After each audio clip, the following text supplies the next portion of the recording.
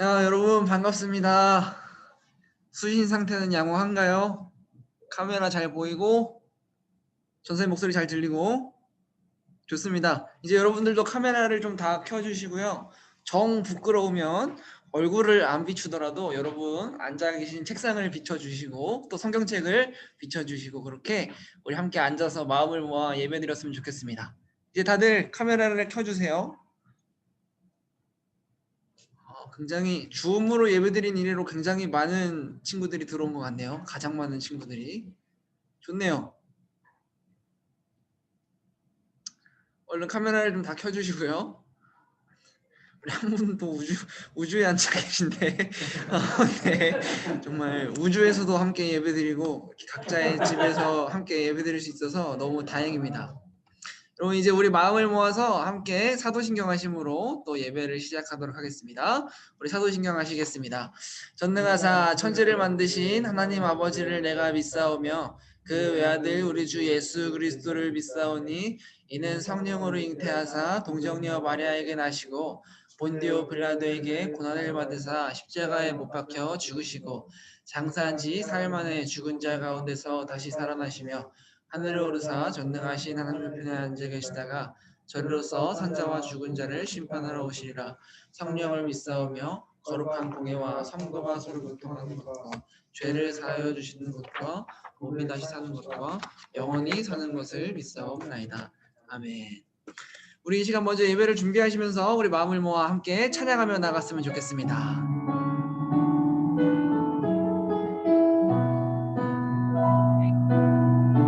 가사를 잘 생각하시면서 함께 찬양합시다. 주께서 내 맘에 두신 기쁨은 이 세상 즐거움 비교할 수 없네. 잠깐 있다 사라질 세상의 것과 다른 그 기쁨은 날마다. 한 번 더. 주께서 내 맘에 두신 기쁨은 이 세상 즐거움 비교할 수 없네. 잠깐 있다 사라질 세상의 것과 다른 그 기쁨은 날마다 거저는 주가 주신 평안이 내 안에 있어. 주를 향한 찬양이 넘쳐 흐르네. 나를 안전하게 돌보시는 나의 주 하나님, 주를 찬양하리라.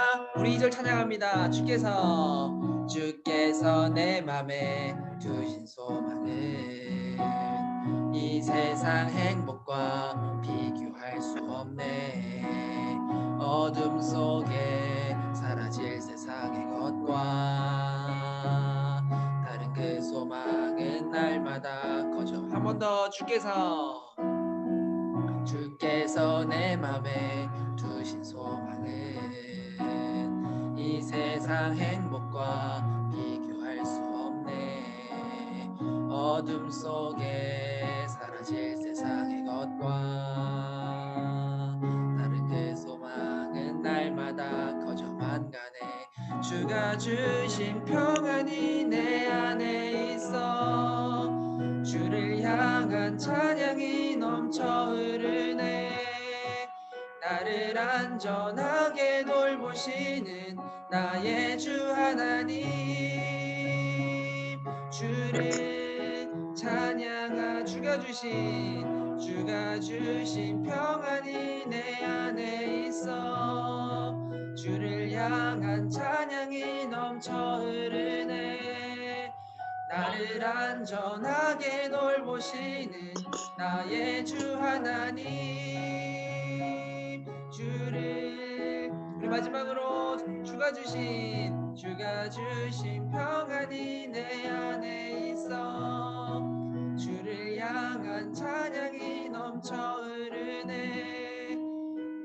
늘 안전하게 돌보시는 나의 주 하나님, 주를 찬양하리라.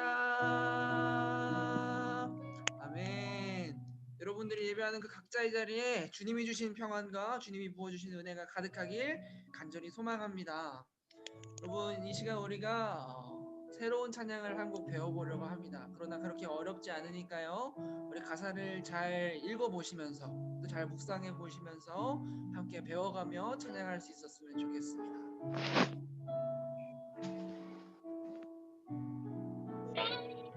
우리가 이렇게 함께 찬양할 것입니다. 우리들을 위하여. 우리들을 위하여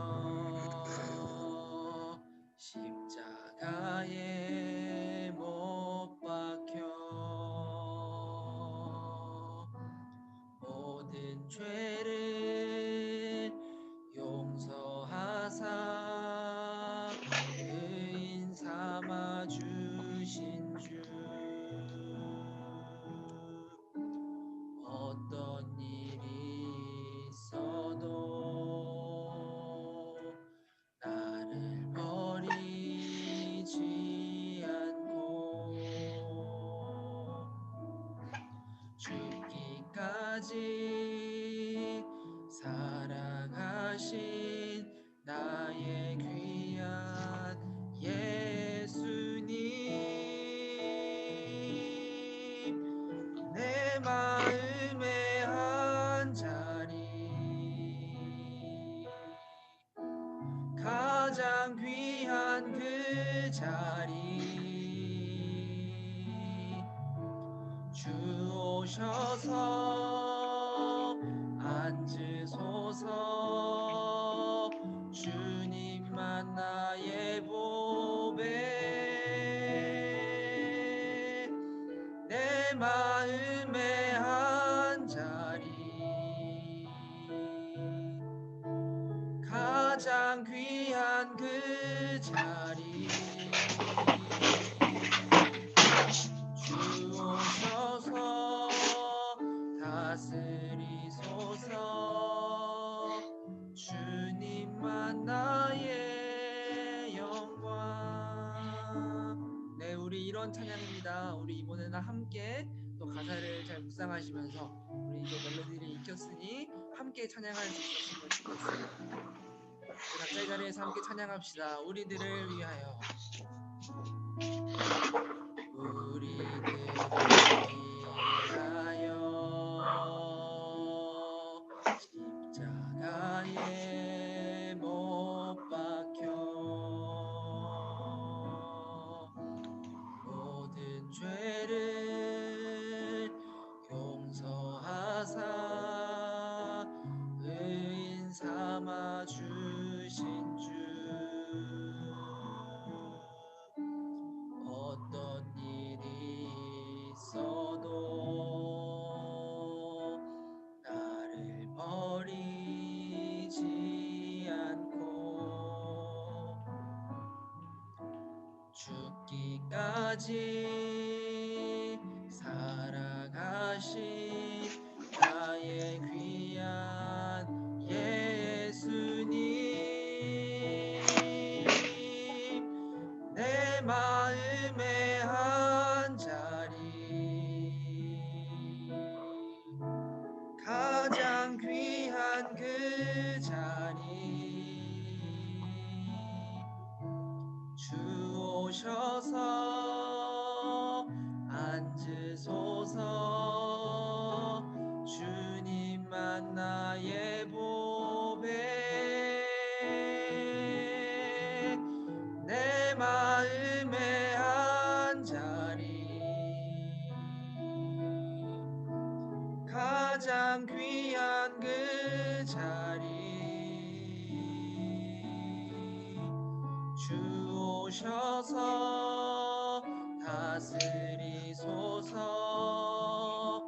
주님만 나의 영광. 내 마음의 한 자리, 내 마음의 한 자리, 가장 귀한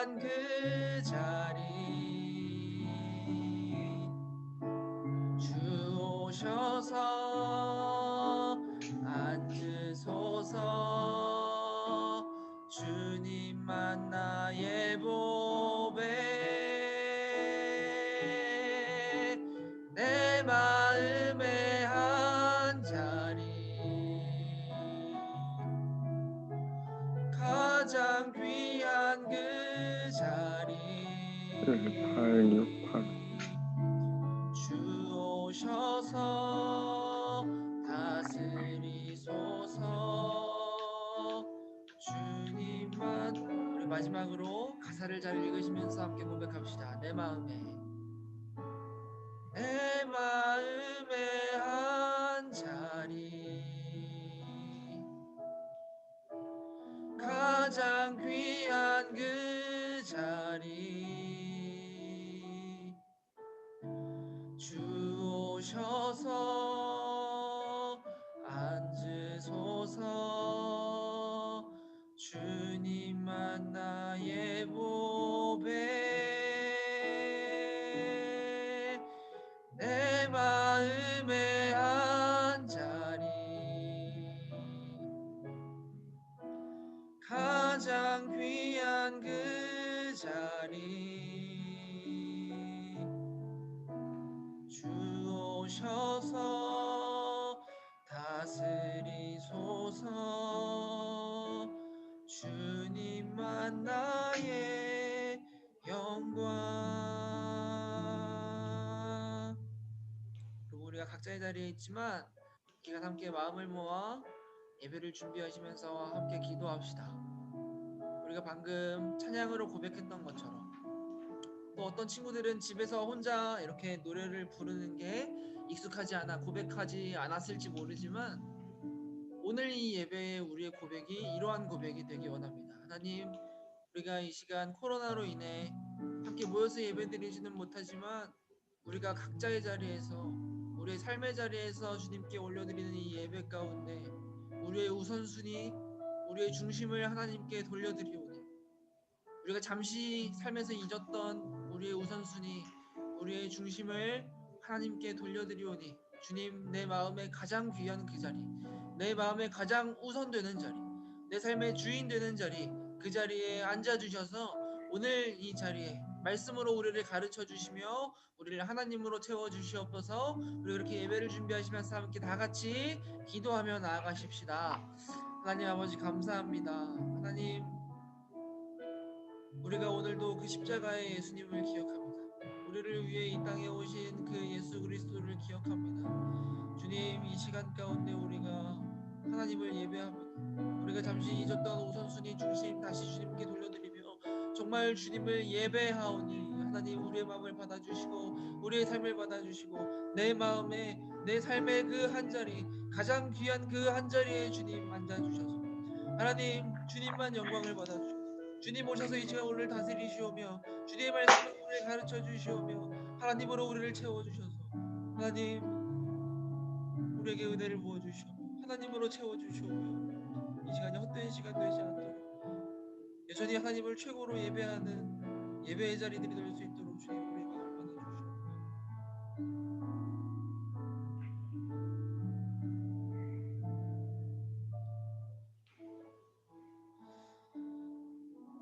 하나님 아버지 감사합니다. 하나님 우리가 코로나로 혼란스러운 상황으로 인해 우리가 이웃을 걱정하며 그러나 여전히 하나님을 사랑하며 모여서 예배드리지는 못하지만 각자의 자리에서 예배하는 그 모든 자리를 기억하여 주시고 하나님 우리가 삶의 자리에서 드리는 예배 집중하기 쉽지 않사오나 이 시간 여전히 하나님을 최고로 인정하며 우리의 우선순위를 우리의 중심을 드리며 정말 하나님을 예배하는 시간 될 수 있도록 우리의 마음을 지켜 주시옵소서.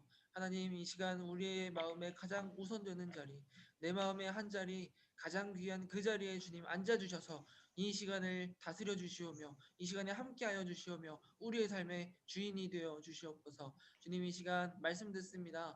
하나님 이 시간 온전히 주님의 말씀하여 주시는 그 말씀에 귀 기울여 우리 마음에 정말 하나님의 말씀이 심기어지고 또 그 말씀으로 우리를 가르쳐 주셔서 우리 삶이 조금이나마 하나님의 백성답게 변화해 갈 수 있는 시간 되게 하여 주시고 주님 이 시간 그냥 흘러가는 시간 마냥 지루한 시간 또 헛된 시간 되지 않도록 우리 마음을 열어주시고 우리의 입을 열어주시고 우리 귀를 열어주시고 우리 눈을 열어주셔서 온전히 하나님의 말씀 앞에 엎드려 우리 삶이 변화되는 시간 될 수 있도록 주님 함께하여 주시옵소서. 이 모든 시간 가운데 주님만 홀로 영광 받아 주시옵소서. 예수님의 이름으로 기도드립니다. 아멘.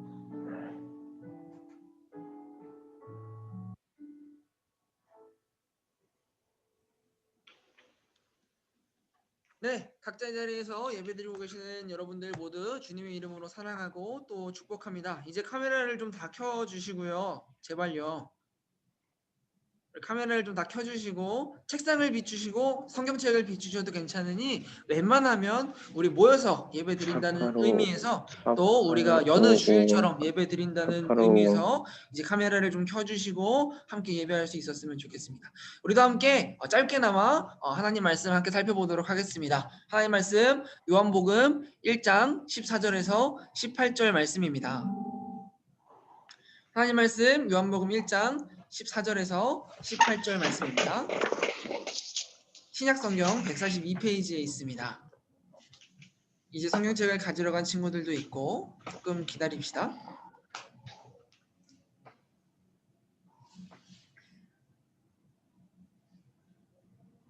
제일이, 성경이, 민규, 윤겸이, 재영이, 현수, 희성이, 찬민이 이제 카메라를 켜십시오. 우리 함께 오늘 말씀 요한복음 1장 14절 18절 말씀을 함께 읽어보도록 합시다. 카메라는 마이크는 꺼져 있지만 여러분들 각자의 자리에서 한 목소리로 큰 목소리로 읽읍시다. 시작. 말씀이 육신이 되어 우리 가운데 거하심에 우리가 그의 영광을 보니 아버지의 독생자의 영광이요 은혜와 진리가 충만하더라. 요한이 그에 대하여 증언하여 외쳐 이르되 내가 그의 뒤에 오시는 이가 나보다 앞선 것은 나보다 먼저 계심이라 한 것이 이 사람을 가리킴이라 하니라. 우리가 다 그의 충만한 데서 받으니 은혜 위에 은혜로라. 율법은 모세로 말미암아 주어진 것이요 은혜와 진리는 예수 그리스도로 말미암아 온 것이라. 본래 하나님을 본 사람이 없으되 아버지 품속에 있는 복생하신 하나님이 나타내셨느니라. 아멘. 네, 우리 설교 제목을 여러분들 계신 자리에서 큰 목소리로 함께 읽어봅시다. 시작. 은혜 아니면 우리가 살아갈 수가 없음을 고백하시기 바랍니다. 요즘은 전사님도 그렇고 다들 뭐 넷플릭스, 유튜브 이런 것 때문에 TV를 잘 안 보시죠? 핸드폰 유튜브 검색하면 다 나오는데요. 그런데 전사님 집에서 재밌게 보는 몇 개의 TV 프로그램이 있는데 그중 하나가 이 개는 훌륭하다라는 프로그램입니다. 저희 집은 개도 안 키우고 우리 어머니가 개를 굉장히 싫어하시는데 이 프로그램은 굉장히 열심히 챙겨 보시더라고요. 여러분도 이 프로그램을 아시나요? 간단하게 말하자면 이 행동에 문제가 있는 강아지들이 나와서 강영욱 훈련사님한테 솔루션을 받고 훈련을 하는 모습을 담는 프로그램입니다. 보다 보니까 이 강아지들이 그 훈련 조금 받았다고 순식간에 행동이 나아지는 것도 너무 신기하고요. 또 너무 귀엽고 그러더라고요. 정말 재밌습니다. 여러분도 한번 보시면 좋을 것 같은데. 여러분 근데 방송을 전사님이 이렇게 보다 보니까요. 간혹 이 문제견들 중에 이런 경우가 있어요. 자기 주인에게까지 덤벼들고 주인을 막 무는 이런 먹여주고 재워주는 은혜를 모르는 강아지들이 있단 말입니다. 그 개들은 왜 그럴까? 무슨 문제가 있길래 그 개들은 그렇게 주인을 무는 걸까? 그 이유를 들어보니까요. 전부 이 개가 주인의 사랑을 받다가 자기가 이 집의 대빵이라고 착각을 해버리는 겁니다. 그래서 이 주인이 하고자 하는 훈련, 통제, 어떤 규칙들을 안 따르고요. 주인을 주인으로 인정하지 않고 내가 대빵이다. 멍멍, 으르르 컹컹 하면서 주인에게도 덤벼드는 강아지들의 모습을 보았습니다. 여러분 이런 강아지들한테는요 어떤 훈련을 하는가 하면 간단합니다. 지속적으로 이 방송이 끝난 후에도 나는 주인, 너는 나의 강아지 이 차이를 알려주는 겁니다. 물론 주인은 개를 여전히 이뻐해주고 사랑해줘요. 그러나 개는 주인의 권위를 배워야 하고 주인과 나의 차이를 배우는 겁니다. 그런 훈련법을 통해서 개가 바뀌어가는 모습이 그렇게 순식간에 눈에 보이는 게 너무 신기하더라고요. 그런데 오늘 말씀을 준비하면서요, 여러분 전사님이 이런 생각이 너무 많이 들었어요. 뭐냐면 우리도 이렇게 훈련되어야 합니다. 여러분들 강아지 취급하는 게 아니라요, 은혜. 그 은혜가 어떤 은혜이고 왜 예수를 주인 삼아야 하는지 알고 훈련되어야 합니다. 무슨 소리냐? 여러분, 우리가 12월에는요 크리스마스가 있어서 예수님의 오심을 기뻐합니다. 그리고 우리가 은혜로 구원을 받았다라고 주로 이야기를 한단 말이죠. 그런데 우리가 실질적으로 삶에서 그 은혜가 어떤 은혜인지 피부로 느끼기가 참으로 쉽지 않은 것 같습니다. 우리가 대체 어떤 은혜를 받았고 우리가 예수님을 믿고 주인으로 고백한다는 게 대체 어떻게 사는 거고 대체 무슨 소리인지, 여러분 우리가 은혜라는 말을 그 단어를 모르진 않아요. 전래동화에도 나오는 단어인데요. 은혜 갚은 제비. 그런데 막상 어떤 기독교인들을 붙잡고 우리가 대체 어떤 은혜를 받았냐라고 물어보면 막상 멍하니 있는 사람들이 많단 말이죠. 여러분 대체 예수님이 오셨다는 게 우리에게 왜 기쁜 소식이고 우리가 구원받았다는 게 무슨 뜻인지 우리가 이 12월에는요 이 기본적이고 여러분들이 너무나 잘 알고 있는 이 당연한 이야기를 좀 다시 알게 되고 그 우선순위와 중심을 여러분들이 깊이 고백하게 되기를 각자의 자리에서나마 아멘 하시기를 간절히 소망합니다. 아멘. 네, 오늘 본문은요 우리가 은혜를 받았다는 게 무슨 뜻이냐라는 걸 아주 제대로 설명해주고 있습니다. 우리 함께 우리 16절 말씀을 읽어보도록 하겠습니다. 시작. 우리가 다 그의 충만한 데서 받으니 은혜 위에 은혜로라. 자, 여러분 이 은혜 위에 은혜다라는 말은 하나님이 인심이 투하셔서 시골 인심으로 은혜 위에 은혜를 얹어주셨다, 그런 말이 아니고 정확히는 이런 말입니다. 은혜를 대신하는 은혜이다. 그러니까 사람이 받은 은혜가 있었는데 쉽게 말해 구약이 끝나고 신약이 시작되면서 하나님이 구약에서 주신 은혜가 있고 신약에서 대신해서 주신 은혜가 있다라는 겁니다. 은혜를 대신하는 은혜. 우리가 대체 무슨 은혜를 받았고 대체 무슨 은혜를 대신해서 주셨다는 겁니까? 이게 대체 무슨 말일까? 그게 17절에서 설명하고 있는 내용입니다. 함께 읽겠습니다. 시작. 율법은 모세로 말미암아 주어진 것이요 은혜와 진리는 예수 그리스도로 말미암아 온 것이라. 이게 무슨 말이냐면요, 그 은혜는 각각 구약에서 율법과 신약에서 예수님을 이야기하는 거라는 겁니다. 여러분 구약과 신약은 각각 어떤 이야기를 하고 있어요? 우리 구약 열심히 배웠죠? 방금 읽은 본문에서도 이야기하고 있듯이 구약에서는 하나님께서 무엇을 우리에게 주셨습니까? 율법을 우리에게 주셨습니다. 대표적으로 우리 열심히 배웠던 십계명. 이 십계명을 통해서 우리가 어떻게 살아야 할지, 이 법을 지키면서 우리 함께 살자, 그렇게 하나님이 법을 알려주셨습니다. 그런데 문제는 이겁니다. 실질적으로 우리가 살펴본 구약의 이야기는 어떤 이야기였어요? 정말 끝까지 지지리도 말 안 듣는 사람의 이야기가 있었죠. 끝까지 말 안 듣는. 그리고 결국 그것이 끝까지 말 안 듣는 전도사님의 이야기였고요. 우리의 이야기였습니다.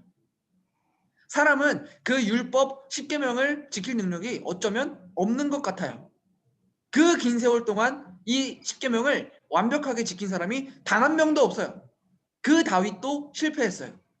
한 명도 율법을 완벽하게 지키지를 못해요. 이렇게 얘기하면 어떨까 싶어요. 애초에 사람에게는 10계명을 지킬 능력이 없다고요.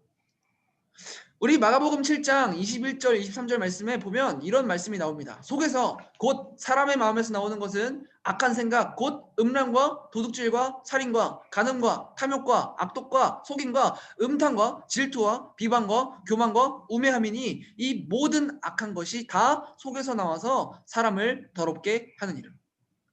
여러분 이 죄인인 사람의 마음에는요 하나님이 십계명에서 하지 말라고 하셨던 것들이 이미 가득합니다. 나를 위한 것, 예수님이 그렇게 이야기를 하고 계세요. 그리고 마음을 따라 행동하게 되는 이 사람은요, 그리고 이미 마음으로 죄를 지은 이 사람은요 죄가 없을 수가 없습니다. 그러니까 즉 죄인인 이 사람이요 이 십계명을 철저하게 잘 지켜서 죄를 안 짓고 하나님과 함께하게 되는 시나리오는요 애초에 실현이 불가능한 시나리오라는 겁니다. 사람은 다 죄인인걸요.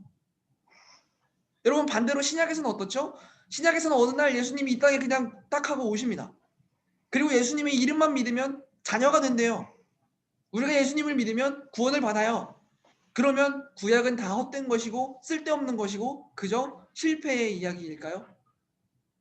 그러면 하나님께서 대체 이 법을 왜 주시고 왜 그렇게 돌아오라고 소리치시고 너네 죽을 수밖에 없다, 망한다, 돌아와라, 그렇게 소리치셨냔 말입니다. 아니 왜 예수님을 처음부터 보내시지 않고 말도 안 되는 걸 사람에게 시키셨냔 말이에요. 예수님은 대체 왜 오셨어야 할까요? 여러분, 그게 오늘 우리가 함께 짧게 공부할 내용입니다. 여러분 잘 들으세요. 순식간에 끝납니다. 여러분, 복음이 대체 무엇일까요?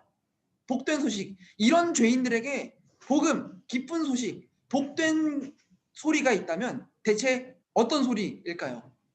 여러분들은 어떤 말을 들으면 좀 삶이 행복해지고 기뻐지실 것 같나요? 새로운 게임이 출시되었다? 용돈을 올려주겠다? 대체 복음은 무엇일까요, 여러분? 그것에 대해서 이야기해주고 있는 것이 오늘 요한복음 1장의 전체적인 내용입니다. 여러분, 사람은 그렇게 하나님을 떠났고 하나님과 함께 하지를 않습니다. 하나님을 볼 수도 없고 보려고 하지도 않았어요. 하나님과 함께 할 수가 없었어요. 이것은 구약시대 내내 그랬고 예수님이 오셨을 때도 그랬고 2020년 동안 오늘날 사람들도 그래요. 우리 요한복음 1장 9절 11절 말씀을 함께 읽겠습니다. 시작. 참 빛 곧 세상에 와서 각 사람에게 비추는 빛이 있었나니 그가 세상에 계셨으며 세상은 그로 말미암아 지은 바 되었으되 세상이 그를 알지 못하였고 자기 땅에 오매 자기 백성이 영접하지 아니하였으니. 세상은 그로 말미암아 지은 바가 되었으나 세상은 하나님을 알지 않습니다. 알려고 하지 않아요. 그런데 어느 날 예수님이 이 땅에 오십니다. 그리고 예수님의 이름만 믿으면 하나님의 자녀가 된대요. 우리 12절 13절 이어서 읽죠. 시작. 영접하는 자 곧 그 이름을 믿는 자들에게는 하나님의 자녀가 되는 권세를 주셨으니 이는 혈통으로나 육정으로나 사람의 뜻으로 나지 아니하고 오직 하나님께로부터 난 자들이니라. 여러분, 사실 우리는 귀에 딱지가 생길 정도로 많이 들은 익숙한 말이지만요, 당시 사람들에게는요 굉장히 충격적인 말이었을 겁니다. 여러분, 구약시대 유대인들이 어땠냐면요, 하나님은 정말 가까이 하기 어려운 분이셨어요. 구약 성경을 읽다가 여호와라고 적힌 단어가 있으면요 그 단어를 읽지 못했어요. 왜? 죄인인 내가 하나님의 이름을 부른다는 것 자체가 말이 안 됐거든요. 여러분, 자녀가 어떤 사람들이에요? 부모님에게서 태어난 사람. 그래서 가장 가까운 관계. 그런데 우리는 하나님에게서 태어나지 않았어요. 사람에게서 태어났고 죄 가운데 태어났고 연약함 가운데 태어났습니다. 하나님이랑 본질이 달라요. 어디 하나님이랑 비교를 해요? 하나님은 창조주시고 나는 피조물인데. 여러분, 더 충격적인 건요, 사람이 뭘 잘해서, 사람이 뭘 구해서 예수님을 보내주신 게 아니었어요. 사람은 여전히 하나님을 알아보지도 못해요. 말씀대로 살지도 않아요. 우리는 하나님에게서 태어난 혈통도 아니고요, 우리가 우리의 뜻으로 하나님을 찾지도 않았어요. 그런데 어느 날 갑자기 하나님은 우리를 자녀라고 부르셨어요. 전사님이 대체 무슨 말을 하고 싶은 거냐? 한마디로 여러분, 어느 쪽이 여러분 어느 쪽만 은혜인 것처럼 보여요? 예수님이 오신 것만 은혜인 것처럼 보인단 말입니다. 여러분, 그러면 구약의 은혜는 대체 어떤 은혜냐? 법을 어기면 사람이 픽픽 죽고, 안식일 안 지키면 사람이 죽고, 부모 공경하지 않으면 사람이 죽고, 죄 지어서 벌 받고, 나라가 멸망하고, 그런 구약의 은혜는 대체 어떤 은혜냐? 여러분들, 우리가 먼저 첫 번째로 똑바로 알아야 할 게 있어요. 여러분, 우리가 똑바로 알아야 할 건 이 죄인이라는 말의 정확한 의미입니다. 여러분, 우리가 죄인이라는 말은요, 잘 들어보세요. 사실 너 죄 지었어 임마, 너 벌 받아야 돼, 그 정도의 말이 아닙니다. 사람은 태어날 때부터 죄인이에요. 근데 그 갓난아기한테 죄가 어디 있다고 그 갓난아기를 죄인이라고 하냔 말입니다. 나는 거짓말밖에 안 했는데 너는 살인을 했어? 나는 덜 죄인, 너는 더 죄인. 그런 개념이 아니란 말입니다, 여러분. 여러분, 우리가 죄인이라는 말은요, 쉽게 말해 죽을 수밖에 없는 상태인 사람들이란 말입니다. 왜? 우리는 하나님에게 돌아가야 사는데, 하나님 안에만 생명이 있는데 죄 때문에, 또 마음에 가득한 죄 때문에 하나님을 볼 수도 없고 함께 할 수도 만날 수도 없어요. 하나님이랑 함께 있을 수가 없습니다. 하나님을 보게 되는 날에는 하나님을 만나게 되는 날에는 그 죄 때문에 반드시 죽습니다. 이미 죄를 지었어요. 그러나 그 죄값을 갚을 능력이 사람에게 없습니다. 죽어야 돼요. 그리고 앞으로도 죄를 안 짓고 살 수가 없을 것 같아요. 여러분, 우리가 지옥 간다는 말은요, 그냥 벌 받는다 이것 이상으로 하나님과 함께 할 수 없다 라는 의미에서 그러한 겁니다. 죄가 있는 죄인은요, 하나님이 계신 천국에 발을 들여놓을 수가 없습니다. 즉 내가 어떻게 살든 내 인생의 끝은 지옥이야. 여러분, 이것보다 미래가 없는 삶이 있을까요? 미래도 없고 희망도 없고 소망도 없어요. 여러분, 그런 상태가 바로 죄인이라는 말의 의미입니다. 여러분들 만약에 여러분들이 어떻게 살고 어떤 노력을 해도 절대 성공할 수 없다고 생각해 보세요. 여러분들이 아무리 공부해도 아무것도 달라지지 않고, 아무리 노력해도, 아무리 착한 일을 해도 아무것도 달라지지 않아요. 미래가 없어요. 희망도 없어요. 소망도 없어요. 여러분, 근데 더 답답한 건 뭔지 아세요? 그걸 사람이 스스로 몰라요. 이야, 이런 노답 상황이 있나? 여러분, 본인들이 죄를 짓고 있는데 그게 죄인지도 몰라요. 우리가 어떻게 범죄하였나이까. 심지어 행복하게 잘 살고 있다고 생각해요. 끝으로 가면 멸망인데, 그 앞은 죽음인데. 여러분, 그런데 하나님께서 어느 날 이 죄인들에게 찾아오셔서요, 우상 숭배하고 부모를 공경하지 않고 간음하고 도둑질하고 거짓말하고 탐심을 품고 있던 이 죽을 수밖에 없는 죄인들에게 구약에서는 법을 주십니다. 법. 그리고 함께 하자고 말씀하세요. 왜 그러셨을까요? 이 법을 지킬 능력도 없는 사람들에게 진작에 예수님을 보내주시지 왜 그러셨을까요? 약 올리는 건가요? 아니요. 사실 하나님이 우리를 사랑하셔서 예수님을 보내주셨듯이 우리를 사랑하셔서 율법을 주셨다는 겁니다. 우리에게 무슨 이득이 있는데요? 잘 들어보세요. 사람들은요, 이 법을 통해서 적어도 하나님의 백성들은 어떻게 살아야 하는지 방법을 알게 됐어요. 그러니까 어떻게 사는 게 옳은 것이고 무엇이 죄인지를 알게 되었다고요. 적어도 무엇이 죄고 무엇이 옳은 삶인지를 알게 되었어요. 그래서 한 가지를 더 알게 되죠. 내가 이미 법을 어겼고, 그것도 모르고 있었는데 내가 이미 법을 어겼고 내가 아무리 노력해도 이 법대로는 살 수가 없겠구나. 내 마음에 어쩔 수 없는 이 본성 때문에, 내 마음에 어쩔 수 없는 이 약한 것들 때문에 아무리 날고 기어도 죄 짓고 죽을 수밖에 없겠구나. 내가 죽을 때까지 죄를 안 짓는다는 건 있을 수가 없는 일이구나. 여러분, 이 말에 좀 공감이 가시나요? 여러분들이 삶을 살아가는 가운데 내가 이 죄를 어떻게 할 수가 없어서 이미 지은 죄값, 그리고 앞으로의 죄, 이 죄 때문에 나는 결국 죽는구나. 망했구나. 그걸 비로소 깨닫게 됩니다. 내가 무슨 짓을 해도 하나님께 나갈 수가 없어서 죽는구나. 망했구나. 그걸 알게 됐어요. 그게 은혜입니다. 에? 아니, 그게 뭐예요? 아니, 무슨 이런 하나님이 다 있어? 자, 여러분, 천천히 정리해 봅시다. 은혜를 대신하는 은혜. 우리가 대체 무슨 은혜를 받았고 무슨 은혜를 대신해서 주셨다는 겁니까? 첫 번째, 율법을 알게 하셨어요. 그게 은혜였어요. 우리가 아무런 방법도 대책도 소망 없는 죄인이라는 걸 알려주셨어요. 우리가 손에 쥐고 있는 건 때론 너무 좋고 즐겁지만 다 영원하지 않은 것이고 다 죽을 수밖에 없다는 걸 알려주셨어요. 너는 미래도 없고 희망도 없고 소망도 없는 죄인이다. 알려주셨어요. 무슨 이런 은혜가 다 있습니까? 내가 얼마나 죄인인지, 내가 얼마나 미래 없고 희망도 없고 소망 없는 삶을 살고 있었는지, 다른 것이 소망인 줄 알고 살고 있었어요. 다른 신이 있는 줄 알았고, 아니 때로는 신은 없는 줄 알았어요. 돈만 있으면 되는 줄 알았고, 내가 당장 즐거우면 되는 줄 알았고, 당장 내가 가진 게 많으면 삶이 더 나아질 거라고 생각했어요.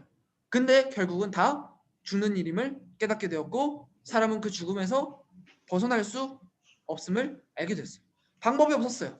이제야 이 율법 앞에 비로소 내가 잘못 살고 있었다는 걸 깨달았지만 이미 내 삶에 가득한 죄를 갚을 능력도 없었고 앞으로도 죄를 안 짓고 살 능력도 없었어요.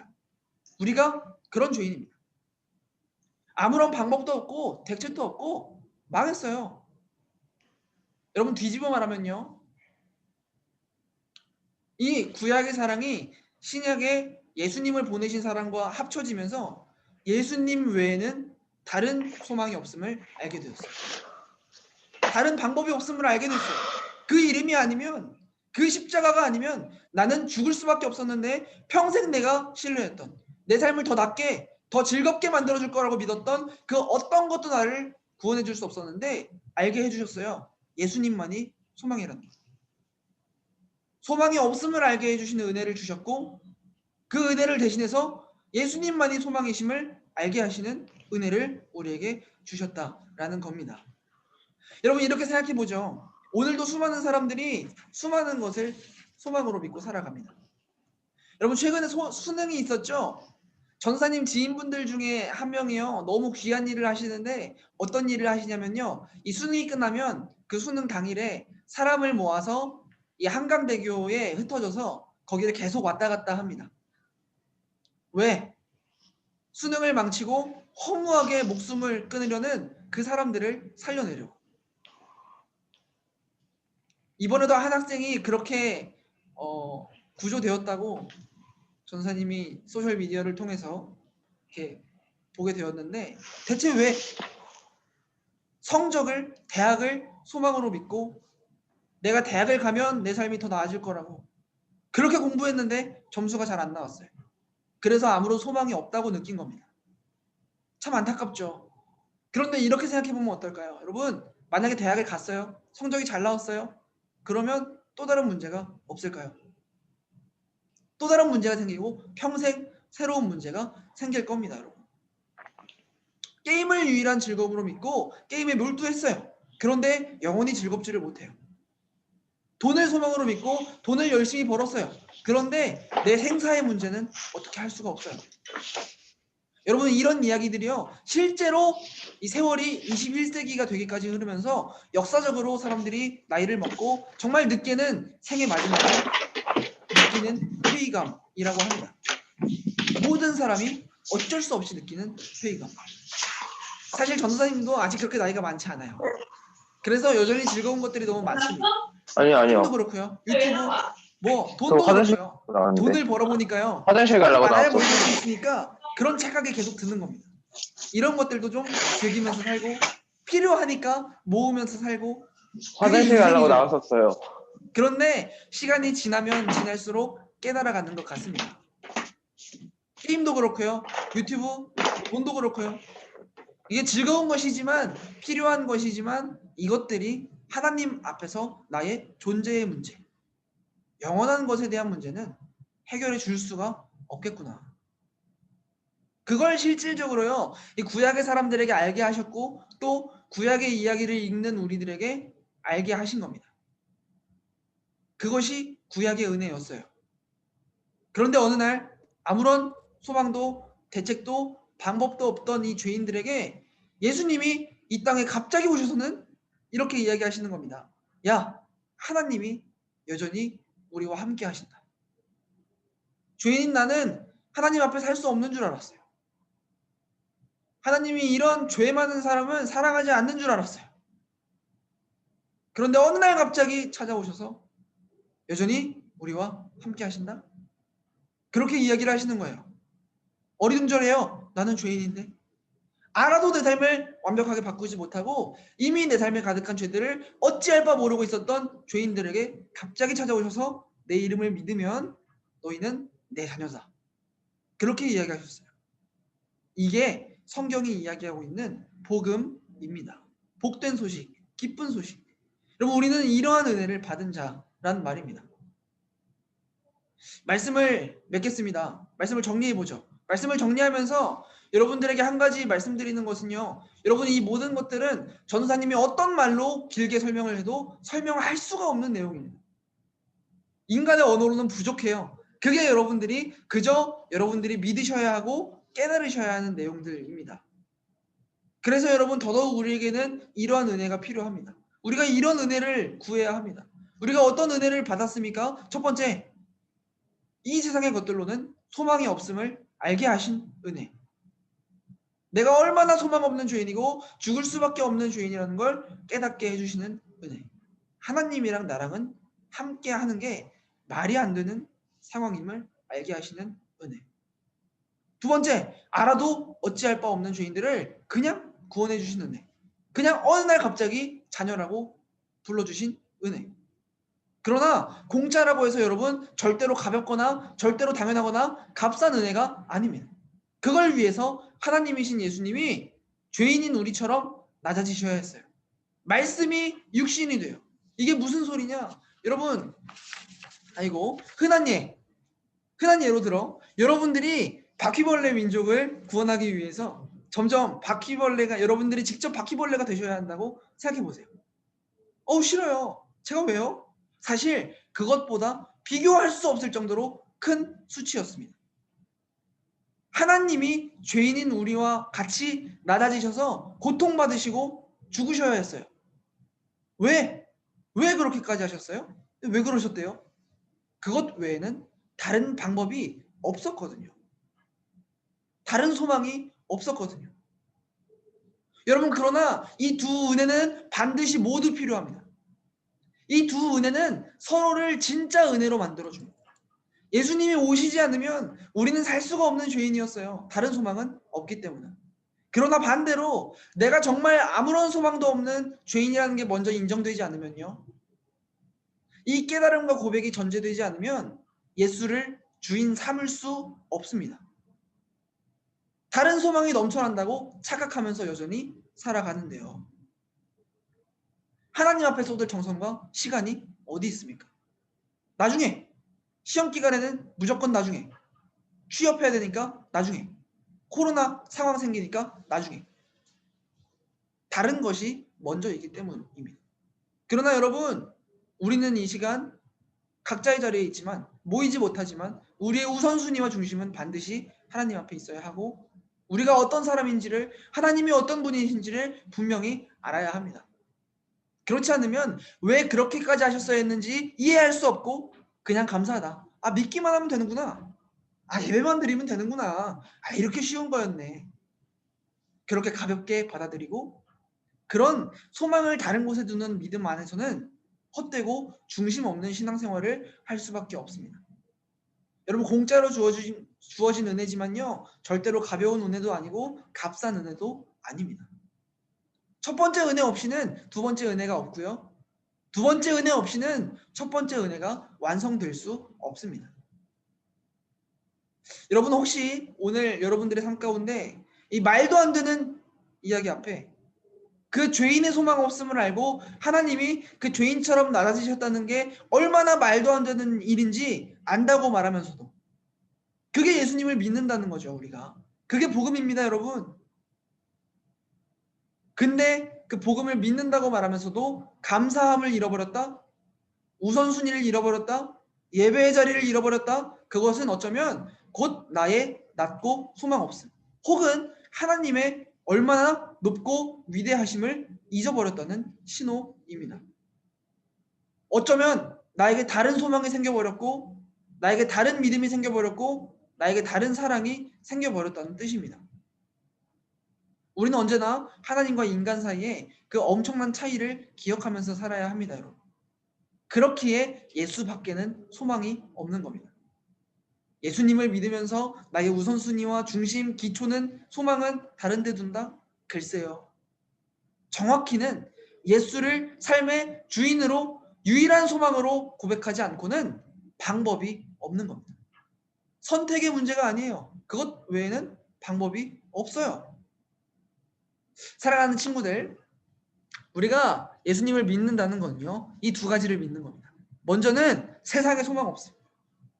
예수님 외에는 그 어떤 방법도 없었다는 것을 믿는 것이고요. 두 번째로, 그걸 위해서 그렇게까지, 이 낮은 죄인을 위해서 그렇게까지 하나님이 사람이 되시기까지 낮아지셔서 나를 대신해서 죽으셨다는 그 말도 안 되는 신화 같은 이야기를 믿는 겁니다. 그것이 실제로 있었던 일이라고.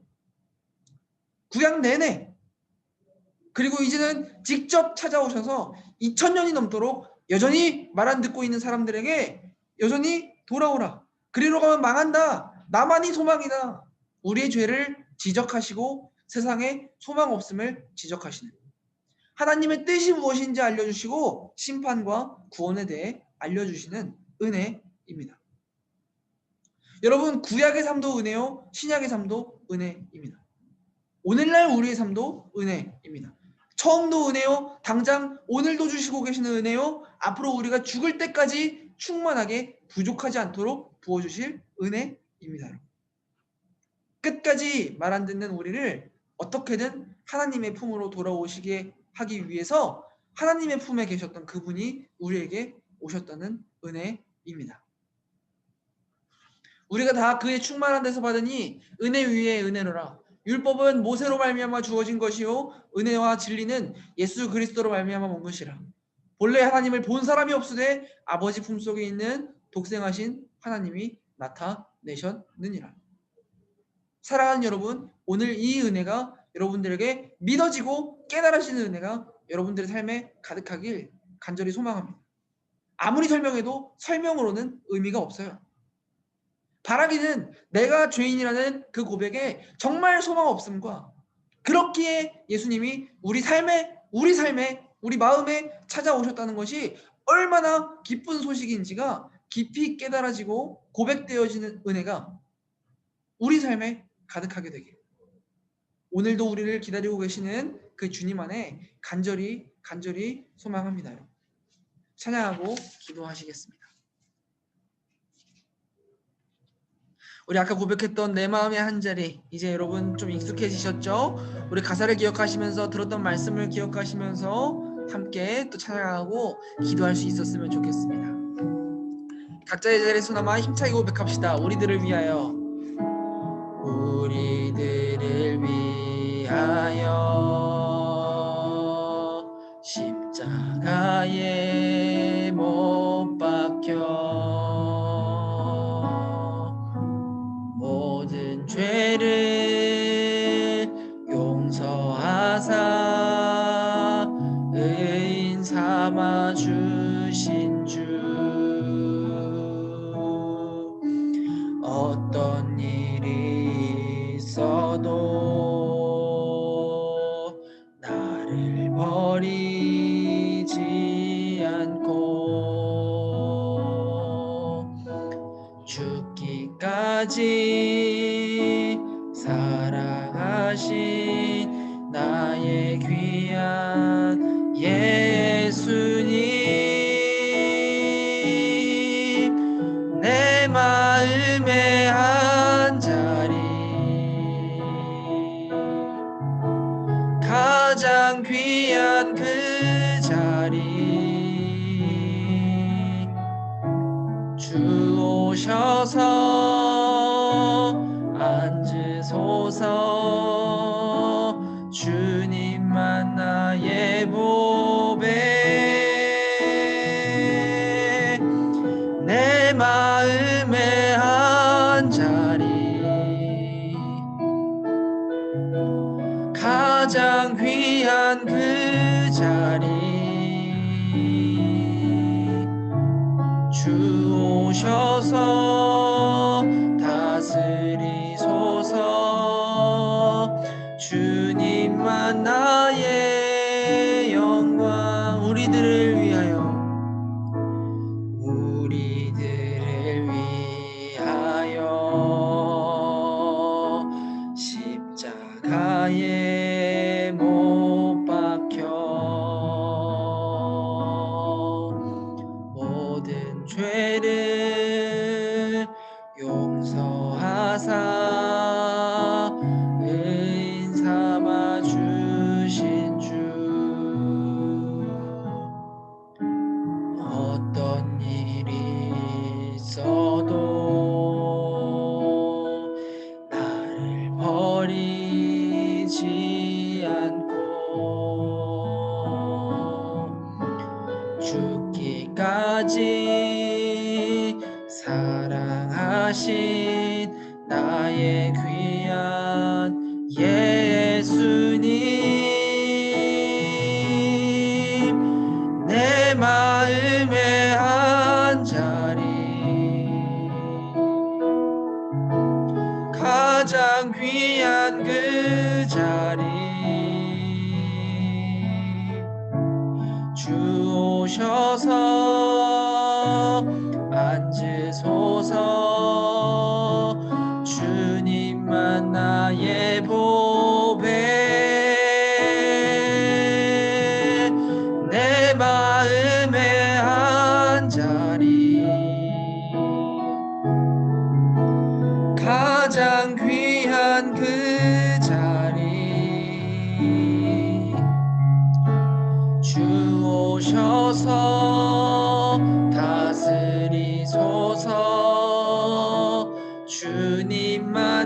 나의 우리 마음을 다해 찬양합시다. 내 마음의 한자리 내 마음의 한자리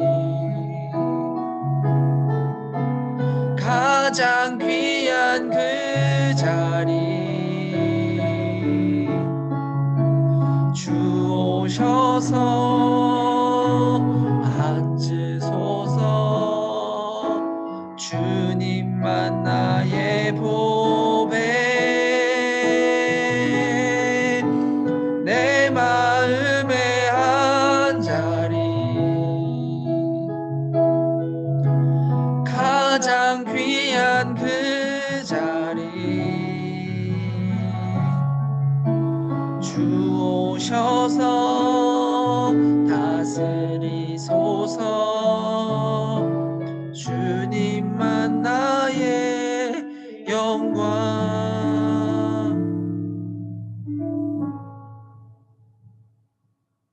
여러분, 우리가 오늘 말씀을 기억하면서 한 가지 알아야 할 것은 오늘날 기독교를 처음 접한 사람들 혹은 심지어는 굉장히 오랜 신앙생활을 한 사람들도 그래요. 공짜로 주어진 은혜이기에 그 예수님의 이름을 믿고 구원받는 게 굉장히 쉬운 일이라고 생각해요. 그러나 여러분, 예수님 믿는다는 게 얼마나 어려운 일인데요. 내 마음의 한자리, 가장 귀한 그 한자리에 다른 것이 아니라 내가 아니라 예수님을 앉혀야 된다는 삶이 얼마나 고통스럽고 얼마나 어렵고 힘든 삶인데요. 재밌는 것들이 가득하고 여전히 내 삶에 문제가 있고 필요한 것들이 가득한데 내 우선순위를 예수님한테 둔다는 게 그렇게 쉬운 일이 아니에요. 그래서 우리는 매주 예배를 통해 연습하는 거고 예배 시간에 남아 우리의 우선순위를 하나님께 드리는 겁니다. 오늘 여러분들 각자의 자리에 그 예배의 자리는 어떻습니까? 여러분, 구약시대에요 이스라엘 백성들이 가장 크게 착각한 게 하나 있었어요. 자기들이 율법을 자기들의 힘으로 지킬 수 있다. 그래서 자기들의 힘으로 하나님의 사랑을 얻어낼 수 있다고 착각했어요. 그래서 마지막에 말라기에서 뭐라고 합니까? 하나님, 우리 예배도 드리고 있고 율법을 이렇게 잘 지키고 있는데 우리가 어떻게 주님께 범죄하였나이까? 그런데 하나님은 어떻게 우리를 사랑하셨나이까? 그렇게 부르짖지 않습니까? 여러분, 이 두 가지 은혜를 모르면요, 이 두 가지 은혜를 우리 삶으로 받지 않으면요, 우리도 그렇게 부르짖게 되는 겁니다. 하나님이 어떻게 우리를 사랑하셨습니까? 내가 뭣도 했고 예배도 안 빠졌고 이것도 드리지 않았습니까? 그러나 여러분, 정작 구약은요 전부 예수님을 가리키는 이야기입니다. 사사기? 그 사사들 아니야. 진짜 사사가 필요하다. 예수님. 왕? 그 왕 아니야. 진짜 왕이 필요하다. 예수님. 결국 구약은요 오실 예수님을 전부 가리키는 이야기고 너네가 그렇게 구원받을 것이라고 약속하시는 이야기로 끝이 나는 겁니다. 여러분, 그 예수님이 여러분들 삶에 찾아오셔서 여러분들의 가장 귀한 그 한자리에 앉게 되는 은혜가 오늘 이 예배자리 가운데 가득하길 간절히 소망합니다. 우리 시간 함께 기도합시다. 하나님, 우리가 드렸던 이 찬양의 고백처럼 그 은혜를 구합니다. 하나님, 다른 어떤 것, 이 세상의 것들로는, 내 삶의 것들로는 소망이 없다는 걸 깨닫게 해주시고, 주님, 그 유일한 소망으로 우리에게 주신 하나님 앞에 내 존재의 문제에 대하여 유일한 소망으로 우리에게 주신 그 예수 그리스도를 내 마음의 한자리, 가장 귀한 그 자리에 내 삶의 주인으로 인정하기 원하오니 오늘 이 세상에 내 삶의 이 예배의 왕으로 인정하기 원하오니 주님, 우리의 마음을 받아주시옵소서. 주님 오셔서 다스려 주시옵소서. 주님 오셔서 내 마음의 가장 귀한 그 한자리에 앉아주시옵소서. 주님, 기꺼이 내 삶을 내어드립니다. 하나님, 내 삶을 받아주시고 나의 고백을 받아주시옵소서. 내 자리에 앉아있던 건 그 어떤 것들은 다 무너지게 하여 주시옵소서. 우리가 그렇게 우리 삶을 돌이키며 회개하며 주님 앞에 결단하며 주님 앞에 기도하며 나아가시겠습니다. 하나님 아버지, 감사합니다.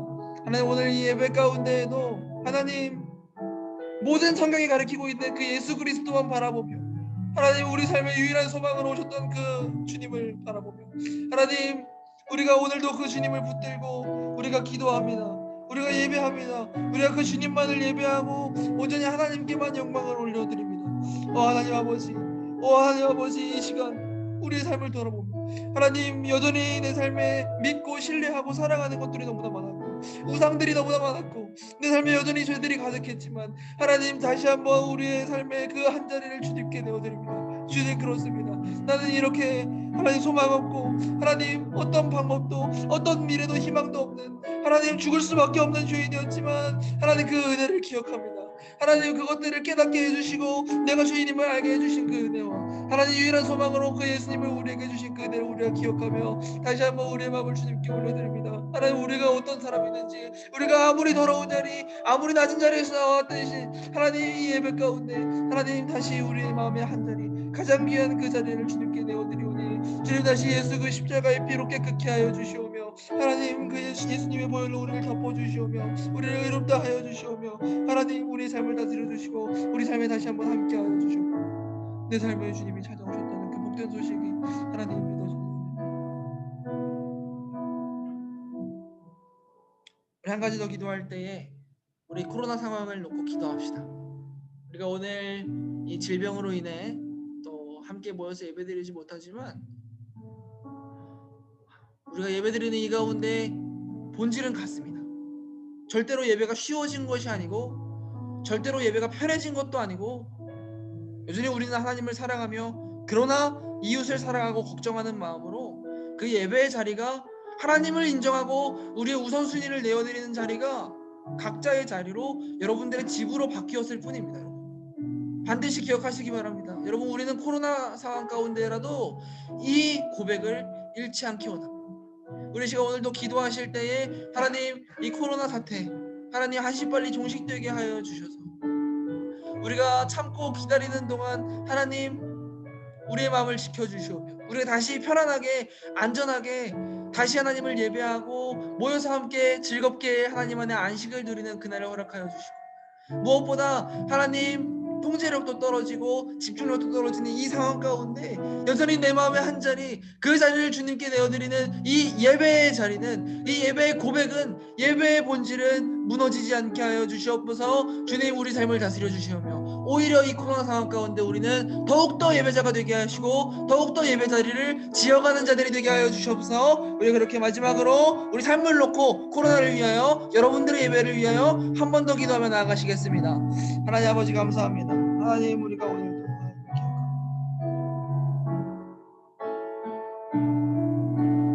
하나님, 그러나 우리는 이 모든 상황 가운데 고난을 딛고 여전히 하나님을 예배하고 여전히 하나님을 그 예배의 고백과 본질을 잃지 않고 하나님,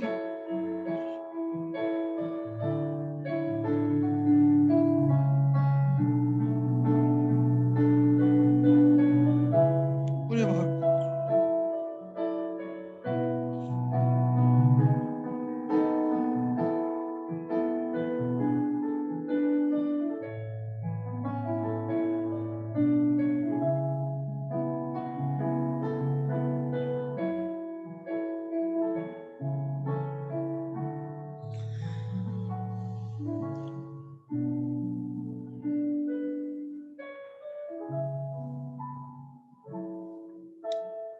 하나님 아버지, 감사합니다.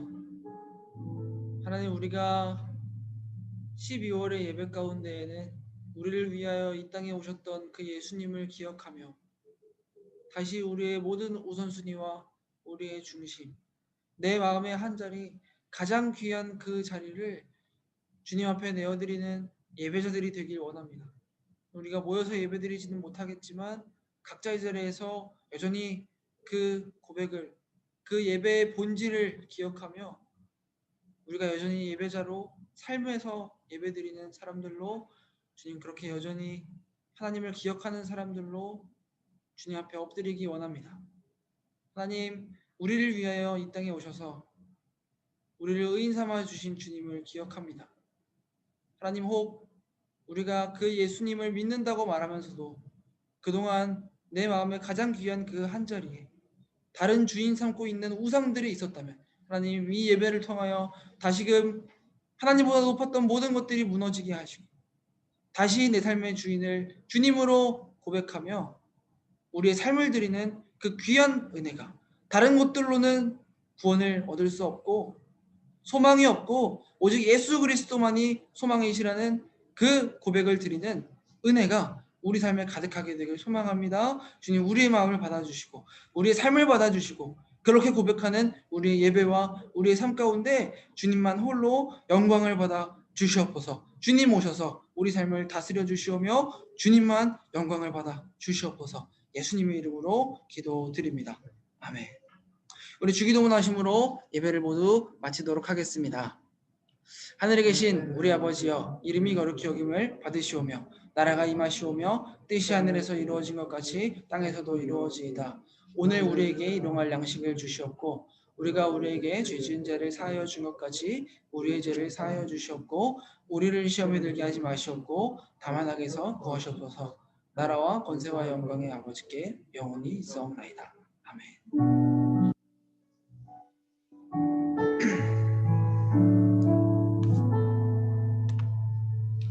우리 하나님께 영광의 박수 올려드립시다.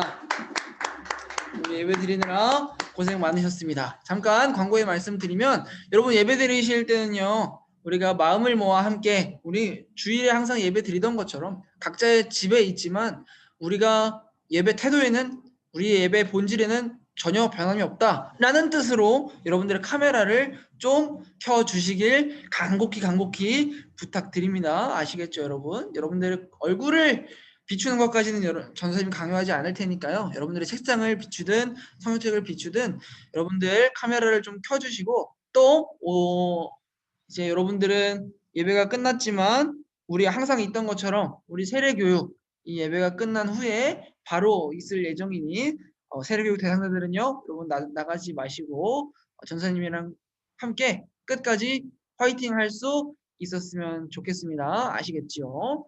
여러분 오늘 예배 드리느라 너무 고생 많으셨고요. 남은 한 주간도 또 남은 하루도 그렇게 여러분들 은혜를 누리시면서 하나님과 함께 살아가시는 여러분들이 되시기를 축복합니다. 여러분들 고생 많으셨습니다.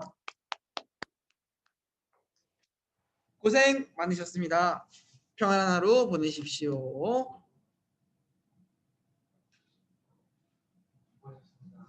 수고하셨습니다.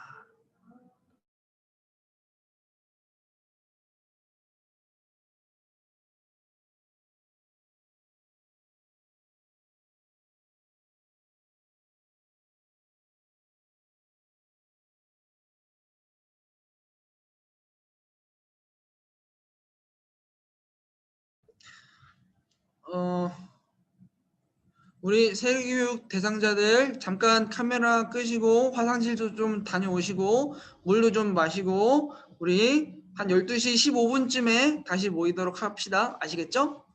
네, 우리 12시 15분에 보겠습니다. 고생하셨습니다. 조심히 돌아가세요.